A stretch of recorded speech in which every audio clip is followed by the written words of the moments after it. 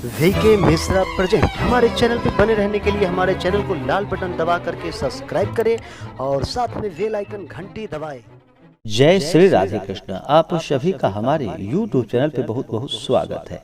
यूं ही ज्ञानवर्धक जानकारियां प्राप्त करने के लिए हमारे इस चैनल को लाल बटन दबा करके सब्सक्राइब करें, साथ में बेल आइकन घंटी दबाएं ताकि मेरे वीडियो का नोटिफिकेशन आपके पास सबसे पहले पहुंचे। आइए आज सुनते हैं मासिक शिवरात्रि पे भगवान शिव की महिमा की कथा। भगवान भोलेनाथ देवों के देव महादेव हैं। भगवान भोलेनाथ का जो भी भक्त सच्ची श्रद्धा के साथ पूजन करते हैं, उनका सुमिरन करते हैं, भगवान का व्रत का कथा श्रवण करते हैं, भगवान शिव की कृपा से उनके सभी दुख और कष्ट दूर हो जाते हैं और उन्हें मनोवांछित फल की प्राप्ति होती है। तो आइए सुनते हैं भगवान शिव की महिमा की कथा। तो बोलिए प्रेम से भगवान भोलेनाथ की जय, माता पार्वती की जय। बहुत समय पहले की बात है कि एक बार सुमेरु पर्वत पर बैठे हुए ब्रह्मा जी के पास जाकर सभी देवताओं ने उनसे अविनाशी तत्व बताने का अनुरोध किया। भगवान भोलेनाथ की माया से मोहित ब्रह्मा जी उस तत्व को जानते हुए भी इस प्रकार कहने लगे कि मैं ही इस संसार को उत्पन्न करने वाला हूँ। स्वयंभू अजन्मा एकमात्र ईश्वर अनादि भक्ति ब्रह्म घोर निरंजन आत्मा हूँ। मैं ही प्रवृत्ति उर निवृत्ति का मूलाधार सर्वलीन पूर्ण ब्रह्म हूँ।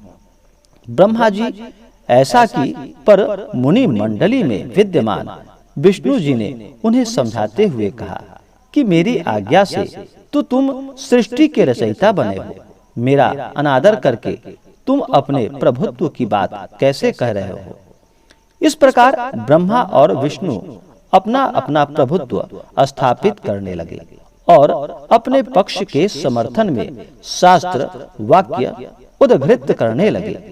अंततः वेदों से पूछने का निर्णय हुआ तो स्वरूप धारण करके आए चारों वेदों ने कर्मशः अपना मत 6 प्रकार का प्रकट किया। ऋग्वेद जिसके के भीतर समस्त भूत निहित है तथा जिससे सब कुछ प्रवृत्त होता है और जिसे परमात्मा कहा जाता है, वह एक रुद्र रूप है। यजुर्वेद जिसके द्वारा हम वेद भी प्रमाणित होते हैं तथा जो ईश्वर के संपूर्ण यज्ञों तथा योगों से भजन किया जाता है, सबका दृष्टा वह एक मात्र शिव ही है। सामवेद जो समस्त संसारी जनों को भरमाता है, जिसे योगी जन ढूंढते हैं और जिसकी भांति से सारा संसार प्रकाशित होता है, वे एक त्रयंबक भगवान भोलेनाथ हैं, शिवजी हैं। अर्थवेद जिसकी भक्ति से साक्षात्कार होता है और जो सब या दुख सुख अतीत अनादि ब्रह्म, वे केवल एक शंकर जी हैं, भगवान भोलेनाथ हैं। विष्णु ने वेदों के इस कथन को प्रताप बताते हुए नित्य शिवा से रमन करने वाले दिगंबर पीतवर्ण धूली धूषरित प्रेमनाथ कुबेटाधारी सर्वावेष्टित निःसंग शिवजी को पर ब्रह्म मानने से इनकार कर दिया।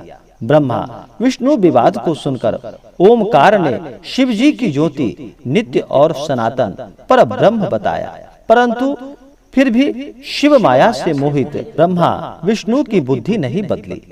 उस समय उन दोनों के मध्य आदि अंत रहित एक ऐसी विशाल ज्योति प्रकट हुई कि उससे ब्रह्मा का पंचम सिर जलने लगा। इतने में त्रिशूलधारी नील लोहित भगवान शिव वहां प्रकट हुए तो अज्ञानतावश ब्रह्मा उन्हें अपना पुत्र समझकर अपनी शरण में आने को कहने लगे।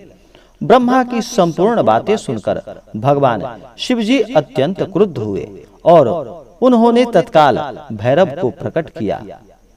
उससे ब्रह्मा पर शासन करने का आदेश दिया। आज्ञा का पालन करते हुए भैरव ने अपनी बाईं उंगली के नखाग्र से ब्रह्मा जी का पंचम सिर काट डाला।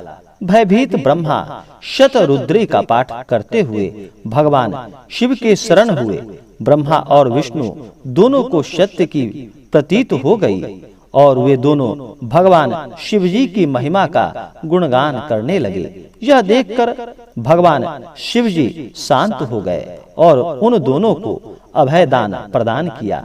इसके उपरांत भगवान शिव जी ने उनके भीषण होने के कारण भैरव और काल को भी भयभीत करने वाला होने के कारण काल भैरव तथा भक्तों के पापों को तत्काल नष्ट करने वाला होने के कारण पाप भक्षक नाम देकर उसे काशीपुर का अधिपति बना दिया। फिर कहा कि भैरव, तुम इस ब्रह्मा विष्णु को मानते हुए ब्रह्मा के कपाल को धारण करके इसी के आश्रय से भिक्षावृत्ति करते हुए वाराणसी में चले जाओ। वहां उस नगरी के प्रभाव से तुम ब्रह्म हत्या के पाप से मुक्त हो जाओगे। भगवान शिव जी की आज्ञा से भैरव जी हाथ में कपाल लेकर यूं ही काशी की ओर चल पड़े। ब्रह्म हत्या उनके पीछे पीछे हो चली। विष्णु जी ने उनकी स्तुति करते हुए उनसे अपने को उनकी माया से मोहित न होने का वरदान मांगा। विष्णु जी ने ब्रह्म हत्या के भैरव जी के पीछा करने की माया पूछनी चाहिए, तो ब्रह्म हत्या ने बताया कि वह तो अपने आप को पवित्र और मुक्त होने के लिए भैरव का अनुसरण कर रही है। भैरव जी यूं ही काशी पहुँचे, त्यों ही उनके हाथ से चिमटा और कपाल छूटकर पृथ्वी पर गिर गया और तब से उस स्थान का नाम कपाल मोचन तीर्थ पड़ गया। इस तीर्थ में जाकर सविधि पिंडदान और देव पितृ तर्पण करने से मनुष्य ब्रह्म हत्या के पापों से निवृत्त हो जाता है और भगवान भोलेनाथ काल भैरव की कृपा से उनके जीवन में सभी प्रकार के सुख और समृद्धि का आगमन होता है। तो बोलिए प्रेम से भगवान भोलेनाथ की जय, काल भैरव महाराज की जय। तो आशा करता हूँ कि यह जानकारी आपको अच्छा लगा हो। ऐसे ही ज्ञानवर्धक जानकारियाँ प्राप्त करने के लिए हमारे इस चैनल को लाल बटन दबा करके सब्सक्राइब करें, साथ में बेल आइकन घंटी दबाएं ताकि मेरे वीडियो का नोटिफिकेशन आपके पास सबसे पहले पहुँचे। वीडियो को लाइक और अपने मित्रों तथा दोस्तों के साथ शेयर करें। सुखी रहें और स्वस्थ रहें। जय श्री राधे कृष्ण। धन्यवाद।